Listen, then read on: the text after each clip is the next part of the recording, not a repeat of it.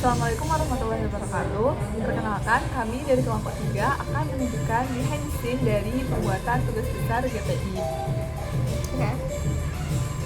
Perkenalkan, nama saya Sina Syahida dengan NIM akhir 116. Saya Septriana dengan NIM akhir 024. Saya Sandra Aska dengan NIM akhir 088.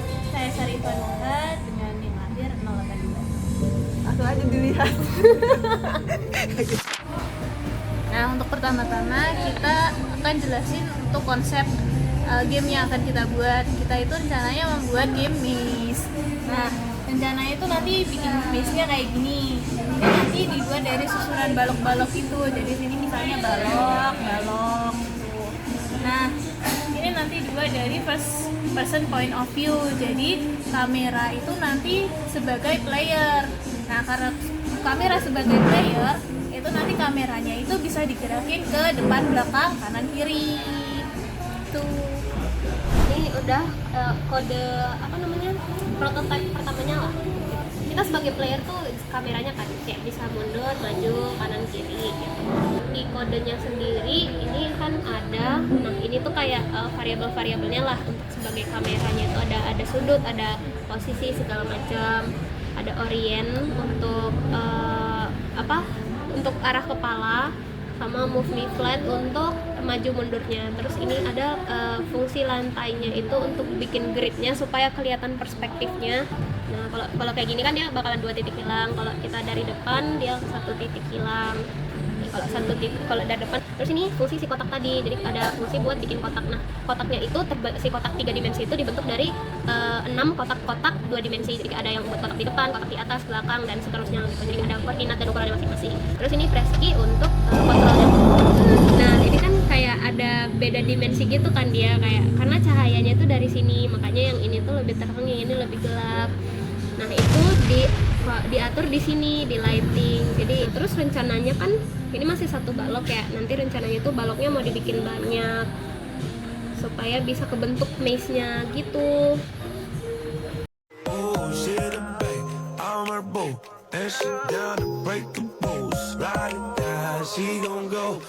A few moments later. Udah mulai. Oke, tadi kan udah kita nyoba untuk membuat sebuah balok gitu ya. Nah, kalau maze itu kan kita perlu beberapa balok yang disusun menjadi labirin gitu, kayak dinding gitu.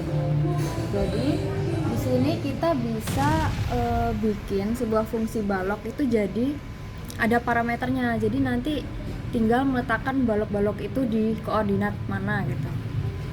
Nah, setelah itu kalau tadi kan kalau digeser-geser itu terlalu lebar gitu, terlalu cepet gitu.